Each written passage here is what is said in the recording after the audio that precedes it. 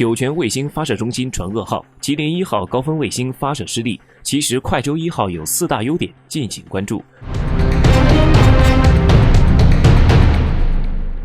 近日，在酒泉卫星发射中心传来噩耗，由中国商业固体运载火箭主力快舟1号甲运载火箭发射吉林1号高分 02C 卫星任务失败，火箭在发射升空之后，飞行姿态出现异常，随后连带卫星一同坠毁，目前正在排查失利原因。2020年，中国总共进行了27次航天发射任务，目前已经失败了4次。快舟1号甲运载火箭是世界上首个星舰一体，中国首个具有快速集成、快速入轨的小型固体运载火箭。主要优点包括4方面：一是制造时间短，能在半年内提供定制化发射服务；二是发射准备周期短，可以在几天内实现移动发射；三是入网精度高，可靠性高；四是可以车载机动方式发射，这种发射方式不依赖固定发射场，只需要篮球场大小的硬质地面就可以发射，从而可以满足商业卫星的高密度、快速发射的需求。快舟1号是中国发展最成功的固体火箭，也是个头最小，其最大起飞重量为30吨，近地轨道运载能力只有300公斤，太阳同步圆转道运载能力是200公斤。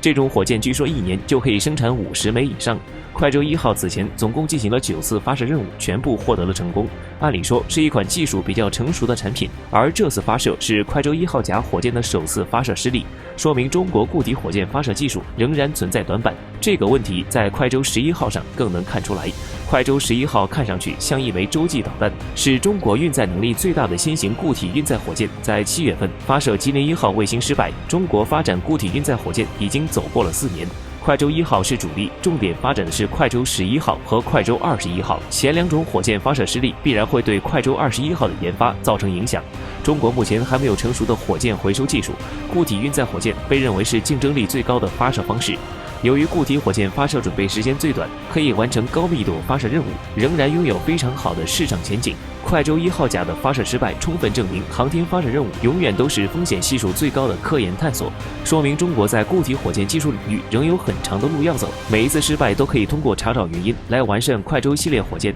希望能够尽快成熟起来。固体火箭在战争时期需要承担捕射卫星的任务，还是国家争夺制太空权的关键，因此发展这项技术具有战略意义。